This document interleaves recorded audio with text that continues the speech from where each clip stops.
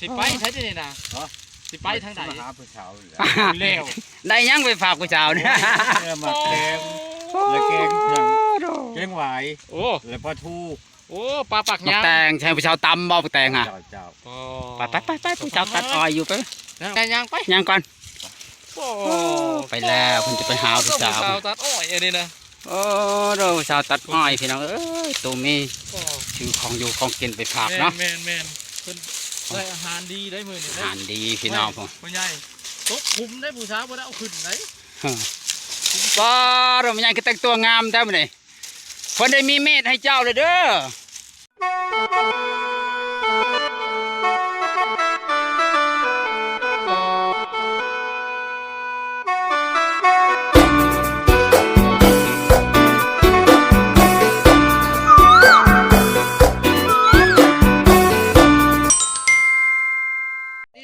สบายดีกันจ้ะสิไปใช่ไหมนะสิไปทางไหนหาผู้สาวเร็วได้ยังไปฝากผู้สาวเนี่ยมาแกงแล้วแกงหวายโอ้แล้วปลาทูโอ้ปลาปักยางแตงใช่ผู้สาวตำบ่แตงอ่ะไปผู้สาวตัดอ้อยอยู่ไปแต่ยางไปยังก่อนโอ้ไปแล้วคุณจะไปหาผู้สาวตัดอ้อยอันนี้นะโอ้เราผู้สาวตัดอ้อยพี่น้องตัวมีชื่อของอยู่ของกินไปฝากเนาะแมนได้อาหารดีได้มือนี่อาหารดีพี่น้องผมพ่อใหญ่ตกคุมได้ผู้สาวบ่ได้เอาขึ้นไหนป้าเราไม่ยังก็แต่งตัวงามแท้เลยคนได้มีเมธให้เจ้าเลยเด้อพอชื่อมาแล้วเมธคมบ่คมโว้ยได้เมธคักแล้วมาส่งเมธให้เจ้าโดยเฉพาะได้ไหมนี่ได้ทีมรถเมธเก่านะโอ้ประตูนี่โหดอะไรทุกคนได้มือนี่ฮะนางก่อนอย่าจิบเท้าโอ้ดูใจเกินร้อยป้าเหรอแห้งอะไรนี่นะป้าเหรออีต้นพันเด้เม็ดเบิ้งเม็ดค่ะส่งอาหารนะผู้สาวอีกมาแล้วดูว่าโหดเลยป้าเธอแต่เช้าเป็นว่าตัดนี่ฮะก็ไวเติบไม่ยังน่ะไม่ยังมาเจ้าว่าน่ะมาหน่อยพอละมาหน่อยจะให้เจ้าบ่เมื่อจะเสือโอ้มาป่าตุ้มมาป่าเห็นมาป่าแล้วเพิ่นเอาเม็ดใหม่มาให้เจ้าแล้วโอ้มันนี่ได้พาเม็ดได้เม็ดใหม่อะไรสบายเลยวันนี้แพงป่ะลายไม่ได้พอผ่อนคือแสนบ่เป็นได้ในคือเปล่ามาหาเพิ่นชื่อกองฟางมาเพิ่นว่าจะมากินข้าวน้ำเจ้าเนาะบ้านนี่นี่ของโยของกินถ้าบอกว่ากินเลยกินก็กินกินแล้วก็กินอีกเนาะตำบักทั่วเอาไปได้ก็กินจะตำบักทั่วจนนาจะเป็นบักทั่วแล้ว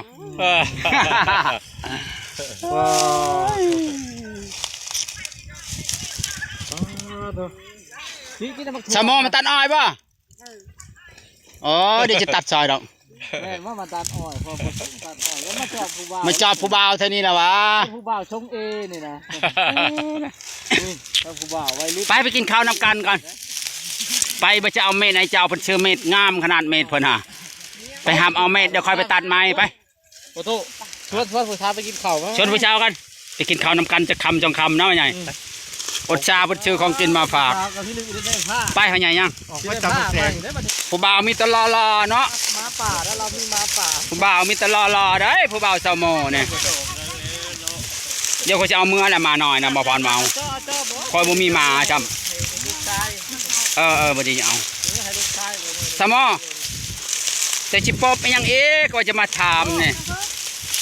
น้องจะบ้าน่ะ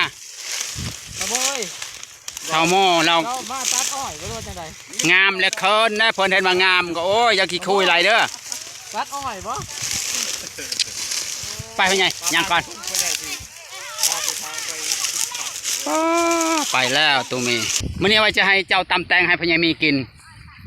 เพิ่นชื่อเม็ดงามเลยมาฝากเจ้าโอ้ยเมื่อยกะเพิ่นมาชงกำลังใจให้สิเมื่อยจำไรมันบ่เมื่อยดอกคันเห็นผู้บ่าวแหละเพิ่นมาเขาบ่เพิ่นบ่ได้ถึงเรามันหลงปลาเธอได้เม็ดคมแล้วเนาะเป็นยังไงเม็ดคมคักบ่ผ่าน่ะบังโนดทำตาเห็ดบังโนด พุ่นน่ะ โอ้เป็นอะไรเม็ดพ่อใหญ่บ่ดีใจว่าพ่อใหญ่เอาเม็ดมาฝากถึกใจว่าเม็ดพ่อน่ะคมคักบ่ เขาพักเยอะ เห็นบ่เบิ่งดูความหักความหมักของเราเม็ดก็มาให้ของกินก็เอามาให้ปานนั้นเจ้ายังว่าเราบ่มักโอ้ยฮะเป็นอะไรตัดอันขาดคักบ่ พักเยอะ ตัดเบิ่งดูในต้นมันฮะตัดให้เบิ่งดูบัดเดียวบ่พุ่นน่ะพุ่นน่ะ ปอดฟูโอ้ย ก็เพื่อนเมื่อนี่แปะได้โมลิคีแล้ว เออ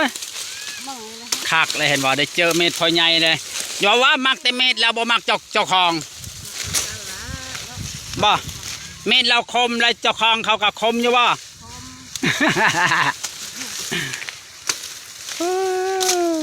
ได้เม็ดคักเขาฉุดแล้วเด้เบิ่นก็ต่อไหม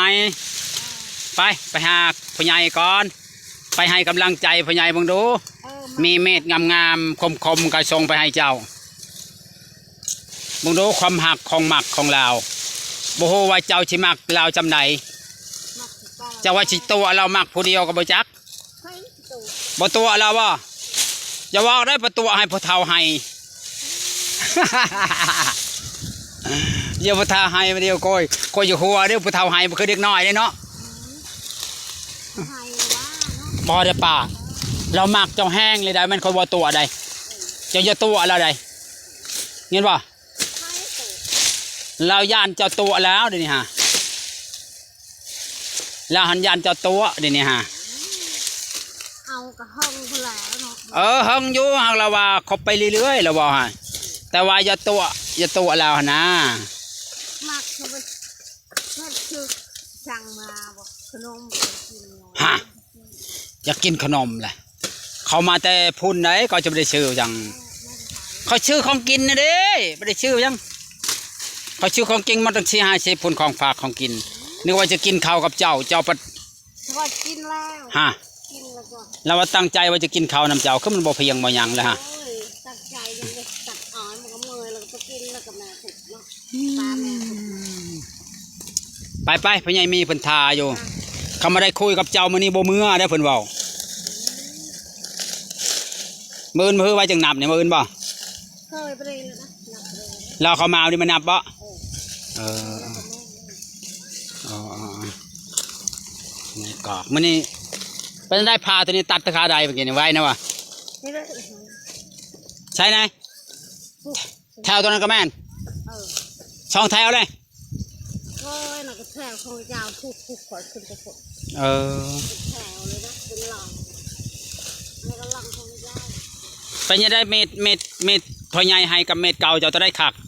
เอาตัวนี้ละข่าวเนาะข่าวอีดอก คักบ่ ข่าวเออ แต่ปันไดพ่อเม็ดผู้ใหญ่พ่อใหญ่มีเอาเม็ดมาส่งให้เพิ่นว่าโอ้คมคักเพิ่นว่าติดใจอยู่บ่ติดใจเพิ่นว่าเม็ดเพิ่นคันมันบ่คมบัดช่องจะมือคนมาพ่นใหม่ๆเนาะให้เพิ่นมารับให้เจ้าให้มาพ่นให้เจ้าหั่นนะช่องจะมือให้เพิ่นมาพ่นให้มันก็คมแหละเม็ดเขาเจ้าบ่ได้พ่นมันเอาไปช่างมันจิบคมบ่คมบ่รับเจ้าคมจะรับเป็นอยู่ว่าเม็ดฮะบ่ไปพ่อใหญ่มีทาอยู่เฮือนพุ่น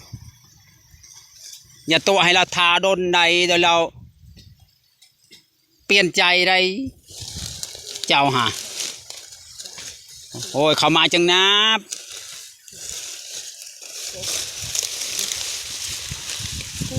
บังตัดต้นเพนนี่บ่เนี่ยได้50ก็ได้60,000เนาะก็ดีแล้วตัดข้าวเดียวหนึ่งได้60ว่าจะไปเช้าหับคางูจะปล่อยงูคาไปเจ้า ขางัวแล้วปล่อยเรื่องงัวฮะ นี่คากับปล่อยเช้านี่ ปล่อยเรื่องงัวเจ้านี่เนี่ย ปล่อยที่หักทุกแล้วกันเลยกันมือจับบัง แล้วเดี๋ยวนี้หัดปล่อยว่าเดี๋ยวนี้ฮะ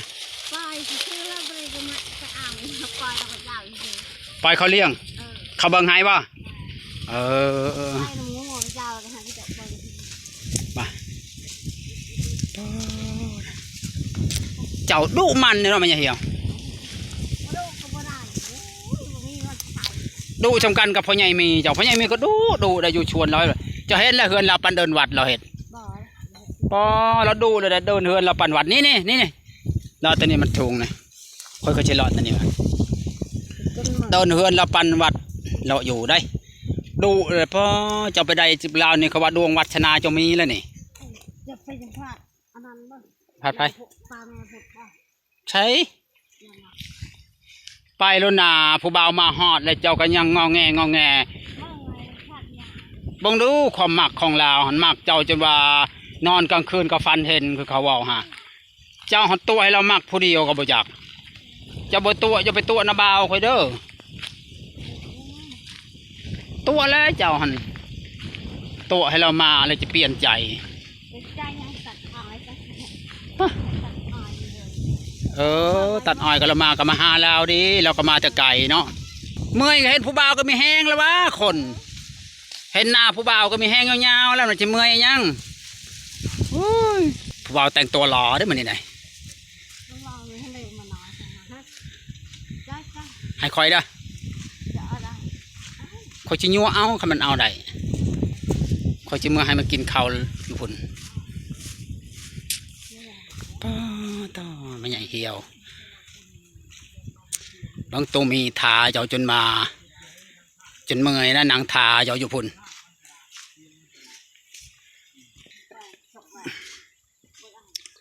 ป้าเนาะพ่อใหญ่ เอามือมาแล้ว เอามือมาเลย มืออะไรก็จะอันนั้น เห็นแล้วว่าผู้สาวนะ